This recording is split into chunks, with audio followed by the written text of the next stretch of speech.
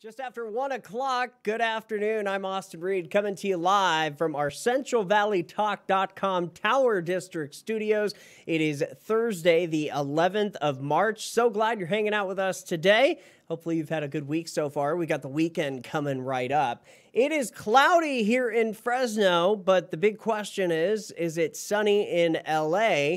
We have an expert on the weather situation down south.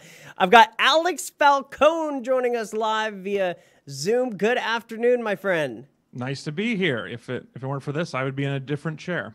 Right. So, okay, is it sunny where you are? Because it's nasty here today. It is cloudy, but it is what a nice thing. What a change. It is beautiful to have a change for 12 hours, then go back to being sunny all the time. Well, yeah, exactly, especially down south. Yeah, this was my first winter in LA, and I forgot that there were no seasons here, so it's been a struggle. Yeah, it's even better down there having some cloud cover. So, yeah. Well, hey, thanks for joining us.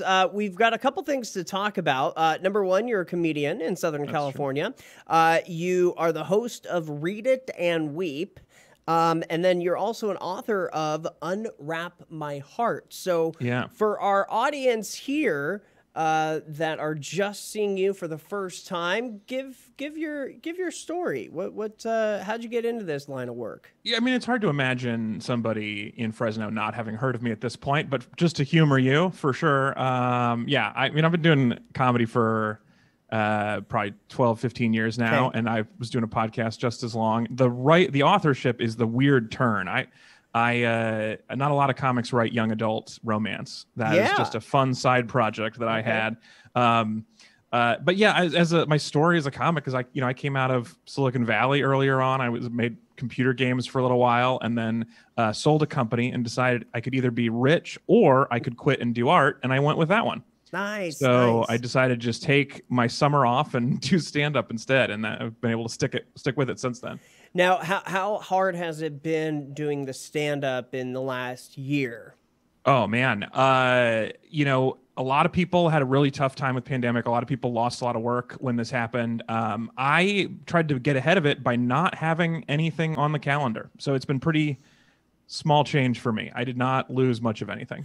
Well, that's good. And then you were able to focus on other projects. Yeah. No, I mean, I've been doing Zoom. I actually really like doing Zoom stand-up shows. I've been doing a lot of that recently. And this is fun because you get to see people's houses. Like normally we get to see their pets. Like normally at a club, you don't get dogs there, but like 2/3 of the screen, you got somebody who just adopted a pandemic puppy. And I get to see all of the... I feel like when we get comedy back on stages, we should have a 2-dog minimum. I really like it.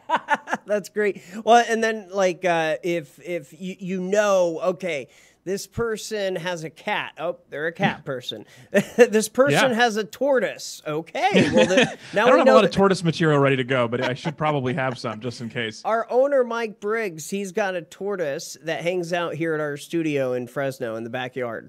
Is that was that on purpose, or is that something he inherited from multi-generations in the family? Those things live forever. Yeah, dude, the tortoise is like 89 years old. Whoa! Yeah, what a trip, right? When you get a tortoise, you're like making a decision of what your grandkids are gonna do. Exactly. That's intense. I know.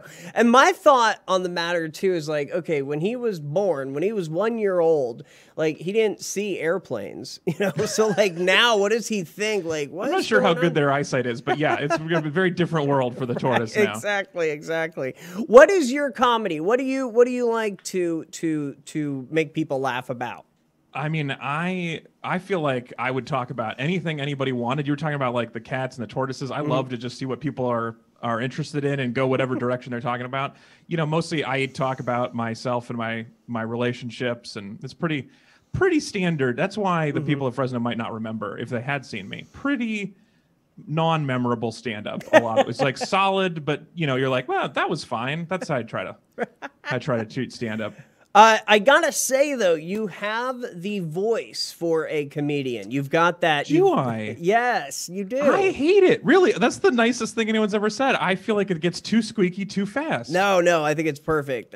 Because you've got radio voice. Like it's clear that you are in the right. You got broadcast voice. I feel like every time it's like, is this a teenager still? What's he doing? Hey, you know what? A young voice isn't bad. It's not a bad thing. True. Yeah, I should be auditioning for teenager roles. Right. Yeah. You can do voiceovers for Nickelodeon. Yeah, like Bart Simpson is like an adult woman. I don't know why I could just do see if there's any Rugrats jobs out there or something. There you go. So here's a question. Do you think that when comedians go back into doing shows again, which could very well soon be happening finally, is it too far to joke about COVID? Like what? Oh, that's a great question. Yeah. So there are people touring now. You know, if you want to, you can still do the like Texas, Florida, Arizona no rules tour. That's what people are doing. Yeah. But I think like right now when I do Zoom shows, everybody has like a joke or two about pandemic. You got to talk about it. But my guess is people are going to get bored with it so fast. As soon as the doors open, America does like our Rumspringa where we just go crazy and rub up against each other. No one's going to want to hear jokes about how I was making sourdough bread or something. They are going to be done with it. Right, yeah. So what do we joke about in 2021? I mean, politics is always a good thing. You know, Trump, hate him or love him, gave great comedy. I feel like actually my experience, I hate to disagree with you, but I feel like people got bored of that fast too. Yeah, because it was so all over the place. The thing with politics is like there's 19 late night shows that each have between 30 and 50 writers that are writing about everything that happens every day. Just crank, and they're all funnier than me. So by the time that gets to air, it's like this is the best of these 50 people. Right. I'm not going to be able to beat that tomorrow. And also topical stuff like that it was like 2 days would pass and you're like, well, who remembers the button fiasco? Because there's been 2 more fiascos. So it was hard to really nail Trump stuff. A lot of people said that it was easier for us. And I feel like it was actually a weird challenge. Not that it's ever particularly hard. Comedy's like a real cushy, easy job. But it was like that we're never going to be that funny about it because everyone else is doing it and it's turning over too fast. No, what are we talking about next year? It's going to be like, hey, remember that weird gap year where none of us left the house? What was that? Yeah, it's going to be weird. Yeah. That feels like it was only a couple months ago. And I had I have jokes about travel and that feels weird now. Like, remember travel? It's just a very strange world to navigate. It is. Mostly, I think the first year, I would recommend people don't go see comedy for at least 6 months because most of us forgot how to do it. So there's going to be a learning curve of like, I got to remember all this stuff I wrote 3 years ago. I got to get used to being in front of people again. How do I hold the mic? Yeah, I feel like actually it's probably gonna be true for a lot of people. There's gonna be just a vibe in the whole country of like just like a homeschool kid going to middle school for the first time. Just like, how do I interact with people? What is this like? Yeah, first day at school. That's for sure. Let's talk about Read It and Weep. So that's what you host. What exactly is it? Is it a podcast? It's a podcast, yeah. I mean, every comic has to have a podcast. It gets to the point where when I'm talking to somebody on the phone, sometimes I'll be like, are we on your podcast or is this my podcast? I've forgotten because it's just, that's all you do. Everybody is always on podcasts. And so, but I started it kind of early. I've been doing this for almost 15 years now. Wow. And it's about movies. We've gone through enough time that we've had a few different just subsections of it, but it's mostly me and my friends talking about movies. I did like 12 years of this podcast. And then I realized I'm actually not very smart. I don't know much about movies. So I should learn something. So we did a whole season called Condescending Film School where I brought on a really smart friend and he made fun of me for not knowing anything. And now what we're focused on, like I learned that, so I'm a genius, so everything I say is right. So now I'm just laying down some perfect opinions about it. How has the success been now that podcasts are trending. It is cool to do a podcast. Yeah. You've been doing it for over 10 years. But how is it now? I mean, what a weird time because like Disney is announcing official Marvel podcasts where they have they're like star actors doing guests on these scripts. Yeah. Like we can't compete with that. I don't know. I feel like we've had a niche. I've got the same 10,000 people who've been listening for 15 years and that's it. And it's never going to grow. It's never going to shrink. I've just got people, they'll be happy with it. But whenever it gets trendy, it just means the big players with real money get in here, I mean, right. I'm sure you got a web show as well. Like, it's like, how are we going to compete with Disney if that's what they're going to do? Exactly. If Disney decided to do a Fresno-based talk show, you'd be in trouble. It'd be tough to compete. We would be in trouble. Yeah. I just don't know if they would interview, the hole-in-the-wall diner. So at least, I mean, you got exactly. So you got your thing that they're not as interested in. But if they decide diners in Fresno are our business model, now you're in trouble. It's just it's tough to compete. So I know. We'll have to go to the dark web. Not just kidding. Yeah. That's why I'm trying to do lasting things that are very easy to compete with, like books. That's what no one's doing books anymore, so that's easy. I know. So talk about in more detail, Unwrap My Heart. Yeah, so this actually came out of the podcast. This is a book that I wrote with my co-host, and you can see from the cover, it's a young lady and a mummy. It's a romance novel about a young lady who falls in love with a mummy, and I think it's very funny. I think it's really silly. Publishers Weekly called it unfortunate.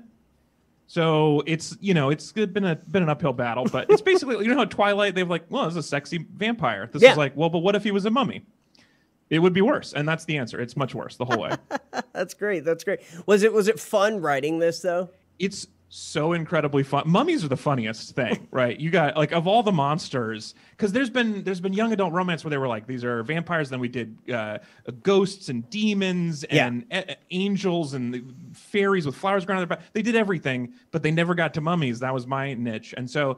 Because no one, they're so funny. They're not powerful. They got no magic. They're just slow and dusty and gross, and they can't run. Yeah, they can't run. They can't think. They've been gone for 3,000 years. So it's just what a perfect mummy to set in loose with a new high school. I love it. We've got about a minute left. Anything else you want to talk about? Anything I missed? I would just like to say that if anybody is listening to this who has a vaccine that's going to go bad in 10 minutes, let me know. Just love.